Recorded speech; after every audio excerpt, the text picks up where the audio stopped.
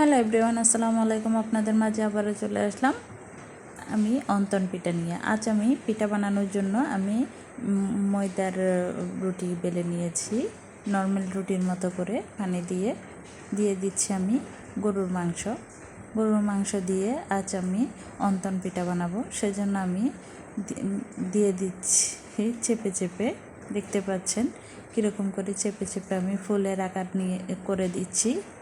আপনারা যেরকম শেপ চাইবেন সেরকমই দিতে পারবেন। আমি এরকম করে শেপ দিয়ে নিচ্ছি। হয়ে গেল আমার একটা পিঠা। আমি আপনাদের বোঝার স্বার্থে আরেকটা বানিয়ে দেখাচ্ছি। এরকম করে ঠিক আপনারা বানিয়ে নেবেন।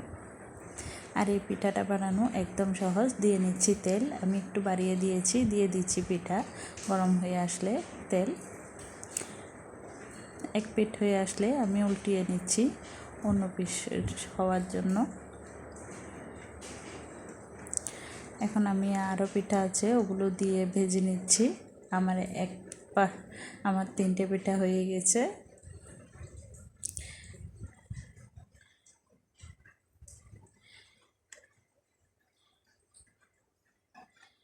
আমার পিঠা ভাজা প্রায় শেষ। দেখতে পাচ্ছেন আপনারা কেমন মুচমুচে করে ভেজে নিয়েছি। এই পিঠাটা একবার হলেও ট্রাই করবেন। খুব সহজ রেসিপি বানানোর জন্য। আর যদি আমার ভিডিওটি ভালো লাগে একটা লাইক, একটা সাবস্ক্রাইব, বেল আইকনটিতে একটা ক্লিক করে দিন।